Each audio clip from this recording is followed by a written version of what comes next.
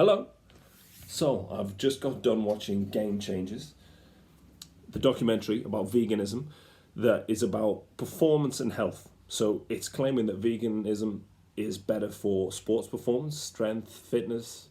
It's saying that it's better for your health, better for your recovery. Why doesn't everyone do it? It's not talking too much about ethical and environmental reasons, which is a different matter. And we're not going to talk about that here because that's not really what the documentary is about. And with that side of things, if you're a vegan for ethical and environmental reasons, fair enough. I can understand that.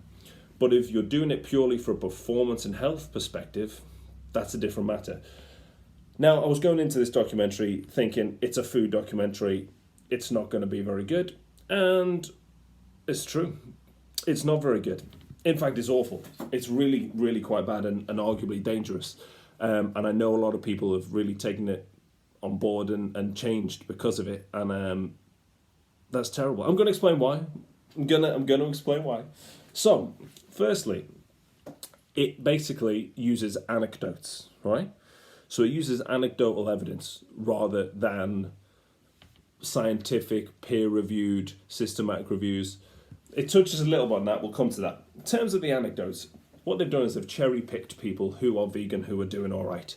For example, there's a strongman who's vegan. Now, even here, there's a strongman, they claim he's breaking the world record for carrying something.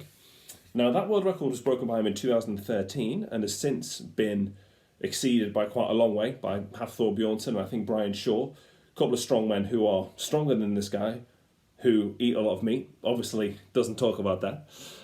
Also, the strongman is almost certainly taking steroids. If you're going to be that strong, hey, I can't say I don't know the guy. But, and obviously they don't talk about that. The guy supplements with protein shakes as well. They don't talk about that. That's just him. We talk about things like the Conor McGregor-Nate Diaz fight. So it says there's a fight between Conor McGregor and Nate Diaz, and Nate Diaz won. And Conor McGregor eats loads of steak. Nate Diaz is a vegan, and that's why he won. And that's all it shows you. It doesn't tell you about the 11 fights that Nate Diaz lost, not least the rematch to people who eat meat. It's so simplistic. Again, just cherry pick certain athletes. Doesn't talk to you about, Usain Bolt, Michael Phelps, greatest athletes of all time. They eat plenty of meat. The vast majority of athletes at the top level eat some meat. Doesn't talk about that. If it really was the best thing to do, then all the top athletes, of course, will be plant-based. Now, I'm not saying that you can't have a plant-based diet and perform well. Of course you can. Just makes it a little bit more difficult. It does touch on it in the video in terms of amino acids. So protein's broken down into amino acids in the body. There's certain essential amino acids that you can't create for yourself, so you need to get them out of the diet. Cool. Now, from plant sources, you can't get all of the essential amino acids from one. Whereas if you have an egg, say, or most meat sources, you can. Now, yeah, you can. It's okay, you can get around it. You can pair different plant sources off. But it makes it a little bit more difficult. Also, your plant sources tend to have something like chicken breast, protein shakes. They'll just, protein, very little carbohydrate and fat. Even a lean steak, it's not that much fat in it. Whereas your vegan protein sources, beans, lentils, for example, come with a lot of carbohydrate. Nuts come with a lot of fat. It gives the example of a peanut butter sandwich having the same amount of protein as 3 eggs. Yes, but your 3 eggs is less than 200 calories, whereas for that much peanut butter in your sandwich, it's going to be over 400 calories. It doesn't explain that, does it? I've got some notes. Let's see. Gladiators. Talks about gladiators being on a vegan diet. Well, gladiators were slaves, so they were fed the cheapest diet possible. They were doing a lot of physical labour, so no doubt, and they had high bone density. They were also more than likely quite overweight, and their life expectancy was probably less than 2 years. So that's not great. B12, you do need to supplement with that. Okay, so obviously a diet is not optimal. You need to supplement from outside of the diet. Other things like iron as well for a lot of people. Oh God, yeah. There's two parts where they talk about animals, where the strong man talks about being as strong as an ox, and he says, I am as strong as an ox. People ask me, how do you get as strong as an ox without eating meat? And he says, do oxes eat meat? And then there's one later with the gorilla, where he's talking about gorillas are really jacked and they just eat plants. Look, you've got the body of a human, not an ox or a gorilla. Their digestive systems, the bacteria in their gut, the sheer amount of food. A gorilla will eat something like 18 kilos of food a day. It's just a ridiculous comparison. It's a ridiculous comparison. So to say that an ox or a gorilla does it, so you should do it. Try walking around on four legs, try eating 18 kilos of bamboo a day, and see how far that gets you. It's a terrible, terrible argument. We've got a heavyweight title contender. Apparently for Vladimir Klitschko. Obviously got beat by Vladimir Klitschko, who eats meat.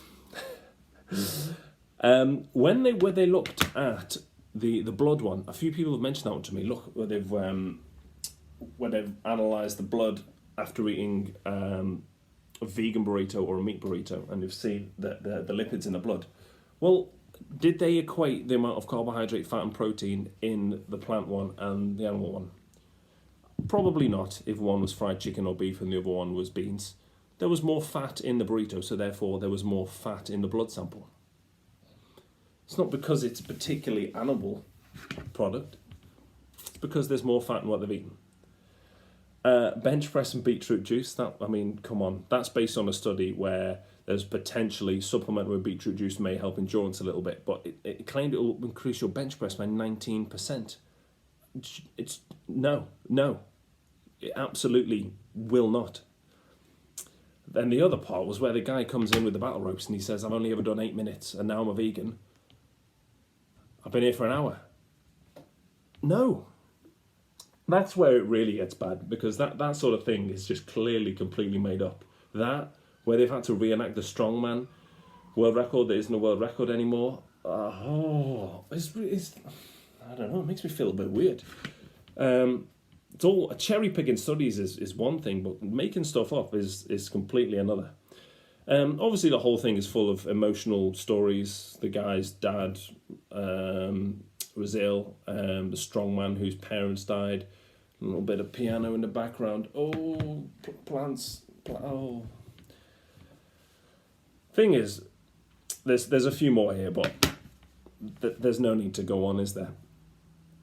Systematic reviews and meta-analyses and research look at all the data, try and pull it together, and work out what's what.